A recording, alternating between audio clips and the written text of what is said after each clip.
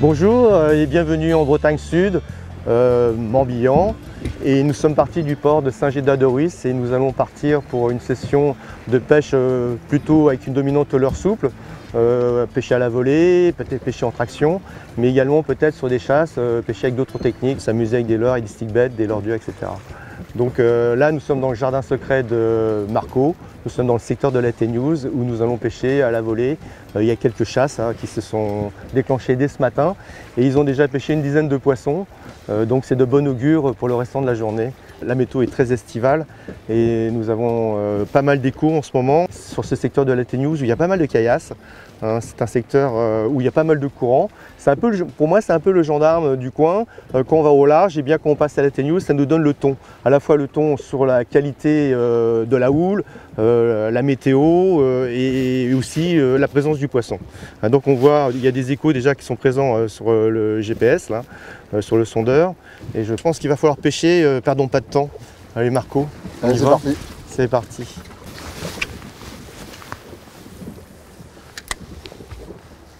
On sent que Marco est chez lui là et il sait sur quel côté pêcher. Alors là, il y a deux façons de pêcher sur cette dérive. Marco pêche un petit peu en amont de la dérive. On voit bien que le poisson est plutôt situé de ce côté-là et donc lui il va pêcher en amont alors que moi je pêche plutôt en aval. Donc on a deux approches différentes du spot.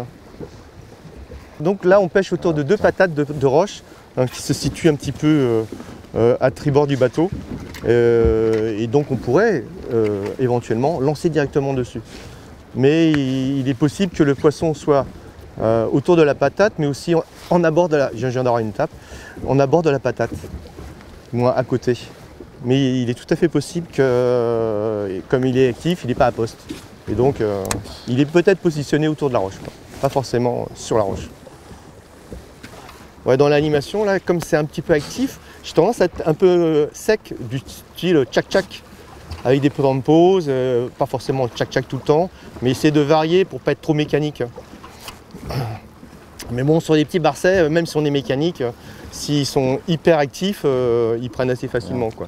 Donc il suffit de trouver le bon leurre et de le mettre dans la bonne veine d'eau où ils sont postés et on tape. Poisson.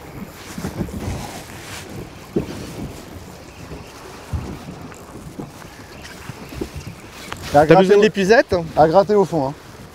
Ouais, ça va aller. C'est pas très gros. De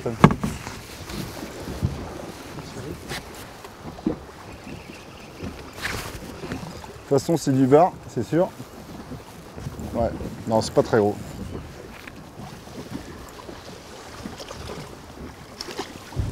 Hop là. T'étais en 20 grammes toujours? Ouais, tu vois, 20 grammes. Bon, c'est des petits poissons. Hein. Il doit y avoir un peu plus gros quand même sur le secteur. Il a gratté au fond quand même. Ah, quand même. Ouais. Tac. Il y a du monde sur la zone. Ouais. Et tu voulais me faire tester une canne en plus là? Pas de problème, il y en a deux, là j'en ai même plus que ça. Je vais te tester une petite canne. Sur la prochaine. Tiens, un poisson. C'est une machine. Alors Marco, il a une façon de... Le pauvre poisson. Mais, tu l'as dit tout à l'heure, c'est mon jardin. Poisson. Ouais, c'est son jardin. Ouais. Là. Il est plus gros, tu vois, celui-là. Hein. Si tu veux l'épisette? Ouais, je veux bien. Ouais. Il est un peu plus gros. Impec. Hop là. Un peu plus gros, tu vois. Et là, t'as vu comment il l'a gobé? Là. Ça peut pas se décrocher, ça. Attends. Hop là. Voilà. Tac. Joli petit poisson. Allez, roule ma boule. Poisson. T'as pas besoin de l'épuisette hein? Non, je crois pas, ouais. Ah, mais dans le jus, on est toujours surpris. Ah, ils ont la patate, hein? Ouais, ils ont la patate, ouais. Ouais, c'est un péking.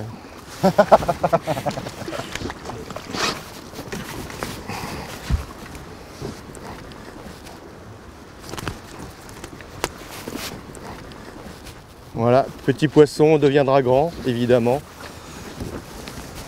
Curieusement, je ne vais pas mettre l'ardillon dans le dos, de le piquer dans le dos du leurre, puisque je trouve que les poissons sont super actifs. C'est des petits qui sont dans le coin, et donc ils gobent assez facilement. Et donc, comme je vais pas trop gratter, je vais laisser l'ardillon libre.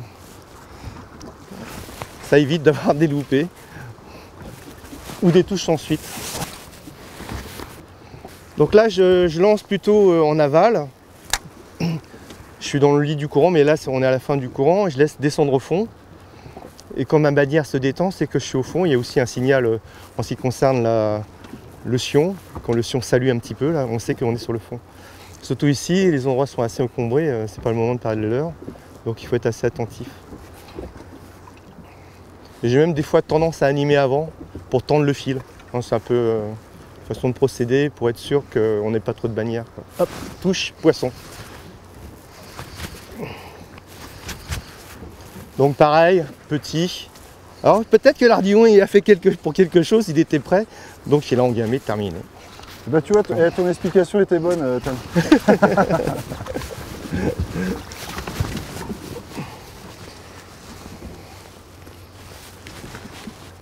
Alors voilà, encore un petit barset. Alors, il est vraiment petit celui-ci, le pauvre. Bon, il a connu l'homme, j'espère que maintenant il saura se défendre par rapport à nous et qu'il sera beaucoup plus difficile à prendre. Allez, au revoir mon coco. Bon après je pense qu'on va de toute façon on va changer de poste. On va aller sur un poste qu'on a fait hier. Oui. Et il y avait pas mal de chasse et tout et je pense qu'il y en a encore maintenant là. Ok. On est au même moment de la marée donc ouais, je pense qu'on va pouvoir y aller. Les poissons vont peut-être être plus gros quoi. C'est pas mal de changer de poste parce que là c'est vrai qu'on dégomme la petite colonie quoi. Ouais. Les barres en culotte courte. Allez, c'est parti.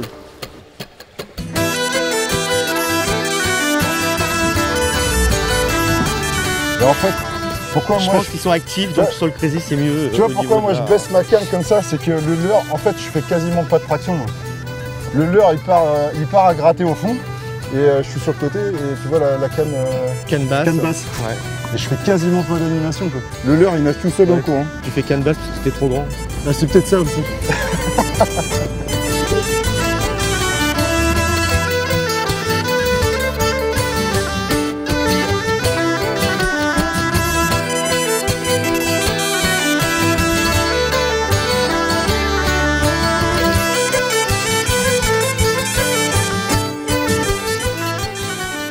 On a changé de poste puisqu'il y a quelques oiseaux qui se baladent là et là je vais rester toujours Black Minnow. Mais j'ai peut-être animé un petit peu plus, soit en linéaire, soit un peu plus saccadé que tout à l'heure. En espérant que les poissons soient un petit peu plus gros, parce que ce plateau s'y prête.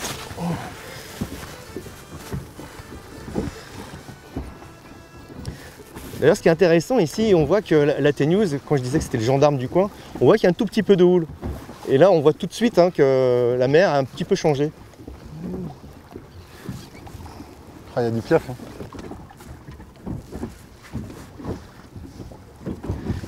On a tendance à faire une chasse des fois à pas laisser descendre son leurre. Poisson. Il est déjà attelé, Marco.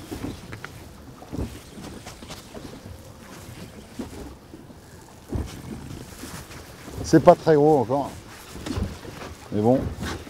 Épuisette, non, pas besoin là. Non, non, non. Mais je pense qu'ils sont un tout petit peu plus gros. Un petit peu quand même, hein, regarde. Ouais, en général. Peut-être que sur ce plateau... Un peu. Il a bien engamé. Hein. Tac.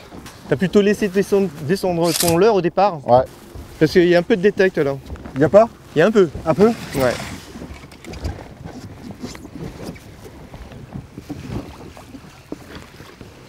Allez, il est parti, c'est bon. Impeccable. Et on est reparti aussi. Je suis peut-être un peu léger moi. Ouais, mais tu vois, je suis en 20 grammes. Hein. Je suis en 20 grammes. Là, il y a de la détect. Ouais. Sur le fond, à 10 mètres. Oh, à la tombée là. Oh. Hardy monte par là. Ouais, c'est sûr.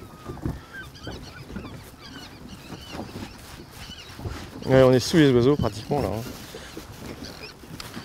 Toujours de la détect. Ah, il tape pas. J'ai une tape. J'ai une tape. Ouais, j'ai une tape. Faut être Poisson.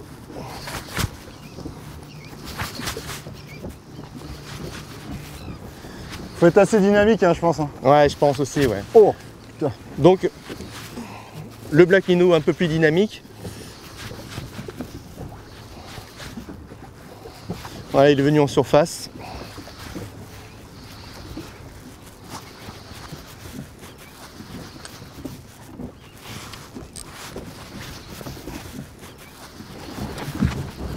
Il arrive au bateau là. Un petit barset encore.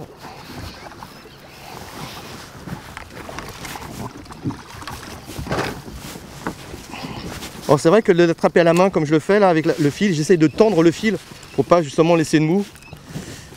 Et le problème c'est que ça abîme un petit peu le poisson parfois. Voilà. Je lis toujours des barsets en espérant qu'il y en aura des plus gros. J'ai encore 2-3 touches là. Oui, ils viennent vraiment en linéaire, j'ai l'impression. Ouais, ouais. Ils suivent assez longtemps. Un petit appel sur une animation saccadée suivi d'un linéaire. Dès qu'on a une toute petite tape, ça a l'air de fonctionner. Ce qui ne fonctionnerait pas forcément sur de plus gros poissons.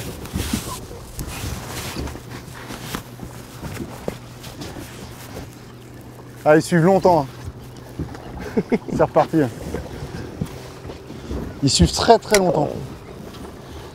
Ah, ça fait 2 heures qu'ils me tapaient derrière. Là, c'est gavé, là. Ah, c'est toujours agréable quand même. Et tu vois, moi je pêche avec un BJ Shad là, de chez Powerline. Ça. Hop, petite remise à l'eau. Allez mon pépère. C'est parti. Ah, Poisson encore. Ça enchaîne. Hein. Marco, il a des petits créneaux de pêche, donc il optimise à chaque fois qu'il va pêcher. Tiens, regarde. Ah, il est pas vilain celui-là. Il commence à grossir un peu.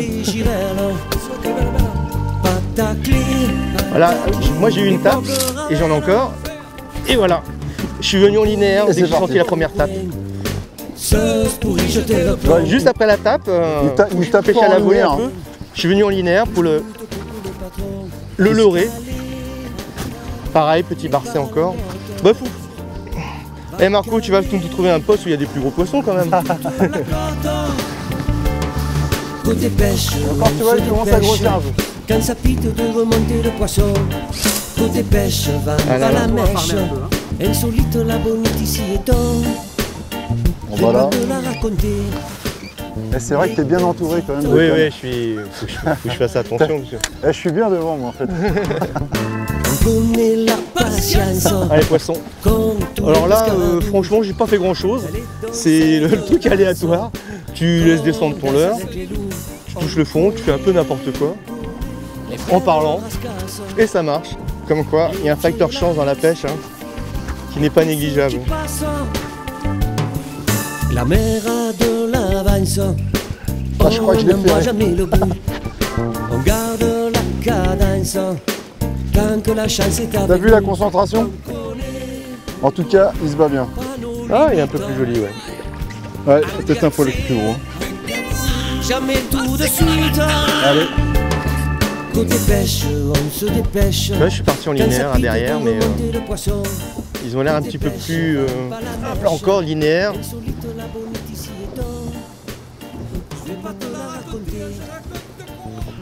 Tac, encore. Oh là là là là, ils suivent vraiment près. Hein.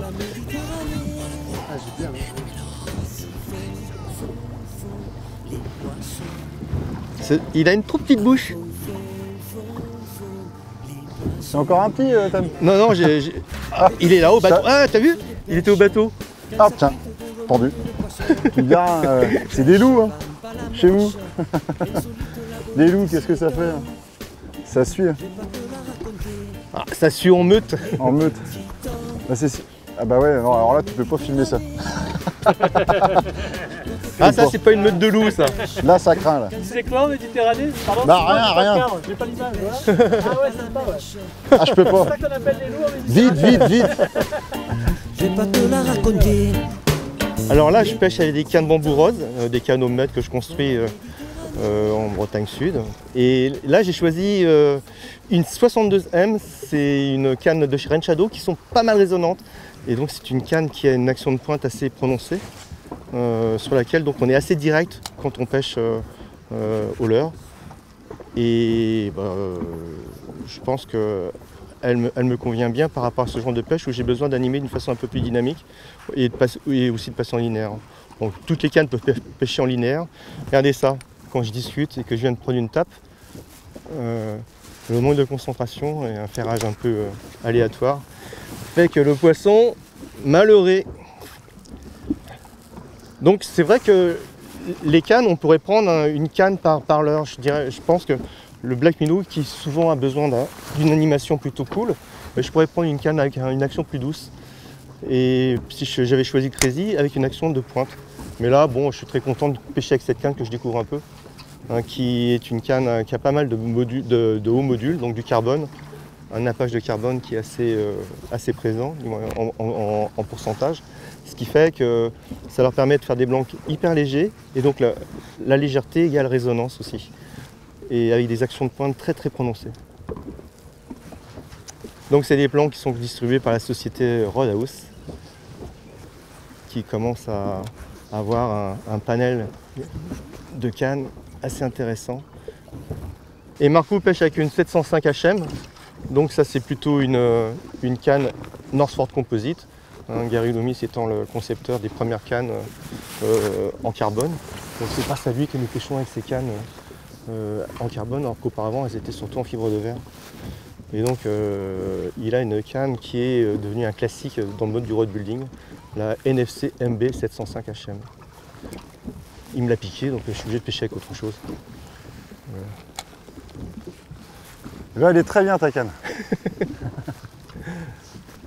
Alors c'est vrai que dans le road building, moi j'ai tendance à dire, c'est pour ça que je disais tout à l'heure action de pointe, action douce, tout ça, j'ai tendance à dire un leurre égale une canne. Mais chez NFC, la façon de construire fait que la polyvalence, qui généralement nivelle les qualités d'une canne, moi j'aime bien des qualités très fortes et automatiquement on se retrouve avec des défauts majeurs.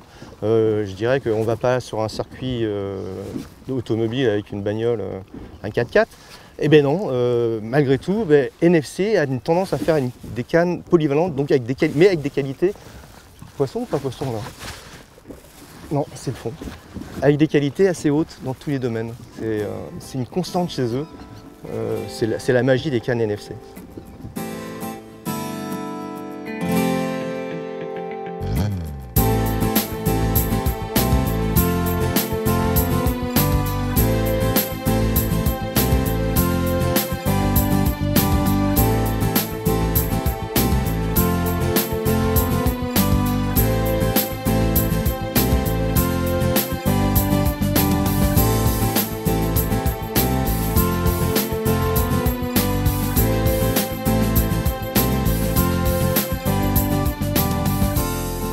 On a profité de l'étal pour pique-niquer et donc on a quitté le secteur des chasses et on est venu dans un nouveau secteur en profitant de la montante pour faire une dérive assez classique sur un plateau qui se termine par un petit tombant. Et curieusement, derrière nous, on voit quelques oiseaux qui se sont positionnés pour une nouvelle chasse qu'on n'avait pas vraiment cherché. C'est un secteur qui est assez réputé, tout le monde connaît à peu près par là. C'est une sorte de classique du passage des Sœurs. Donc on est donc sur un plateau qui fait à peu près 6 mètres. Dans les 6 mètres, on est passé pas loin d'une roche qui se trouve juste derrière nous, qui génère un petit peu de courant et qui aussi permet à des poissons de se positionner. Et donc ce qui nous intéresse surtout, c'est cette partie lisse est terminée par un petit tombant qui justement qui polarise du poisson puisqu'on voit une petite chasse. Et donc on va passer sur ce tombant qui généralement crée de l'animation, de la bouffe, une perturbation qui intéresse beaucoup les poissons. Et derrière du monde. Donc là on arrive au tombant, ce fameux tombant là, qui est délimité par le bleu et le blanc. On le voit bien sur le sondeur, sur le Lawrence. On passe de 8 mètres, là on était sur du 6 mètres. Il n'y a pas beaucoup de dénivelé, beaucoup de perturbations et parfois des poissons positionnés.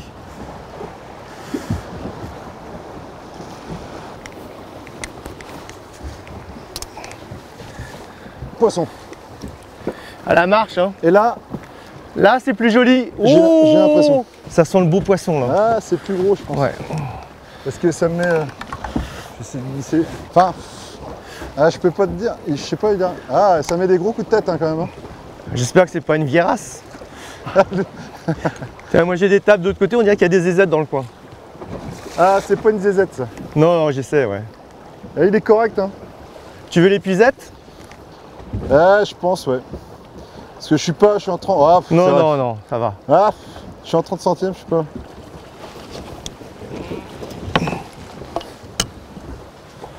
Mais il est correct. Ah, merci, Montane. Tu vois quand tu veux. Voilà. Chap là. Ah, tu vois. Tac. Avec un petit kétek. Ah, il me l'a arraché encore. Hein. Bon, un beau petit bar. J'espère qu'on va faire un peu plus gros au prochain passage. Allez. Hop là, bah tiens. Relâche. Arrache. Et je pense que c'est monsieur Arnaud de Willenberg qui est derrière. Guide de pêche de Belle-Île-en-Mer. Ah, c'est étonnant de ne pas prendre de top là. Et ils ont bougé les oiseaux. Hein. Ah, tiens, juste devant là. Ah oui.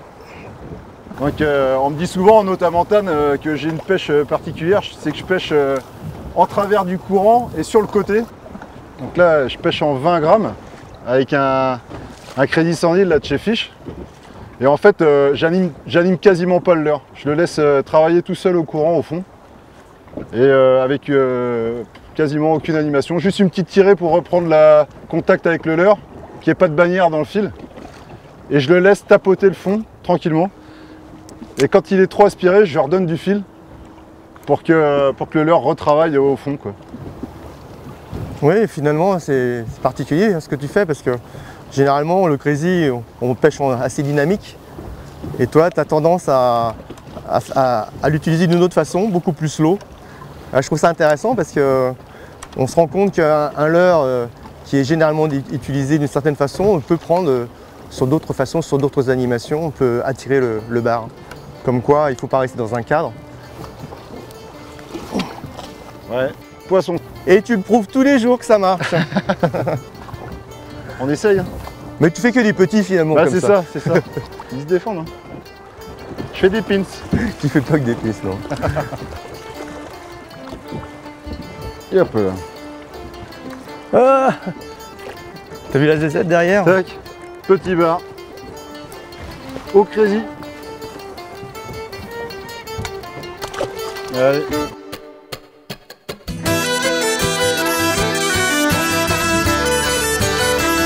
Ouais, poisson.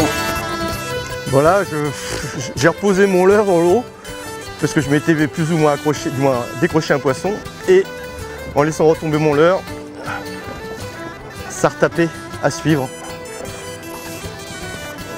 Poisson. Et doublé.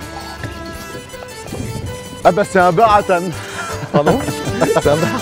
Tu veux que je l'attende? Allez, salut mon lapin. C'est ouf. Ah, il a suivi au moins 2-3 fois avant de taper. Lieu, C'est un non, lieu. c'est pas un lieu? Si, c'est un lieu.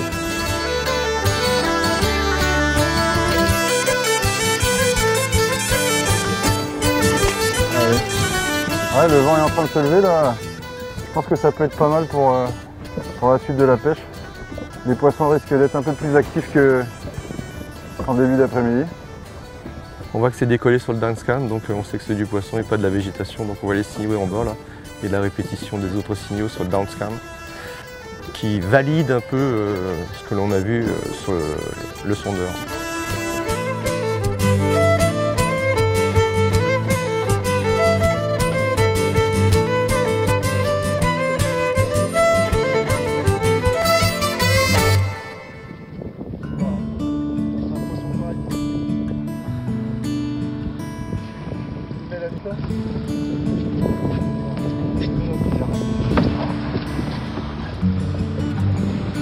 Ça, c'est un poisson correct.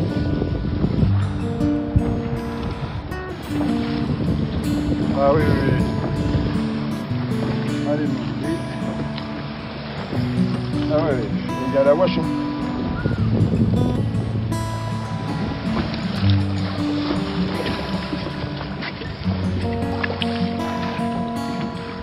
a la wash. Hein. Il a le jus, il a tout là. Et il y en a un autre qui suit derrière. T'as pas vu? Non, j'ai pas vu. Il y en a un autre qui suit. T'es prêt? Ouais.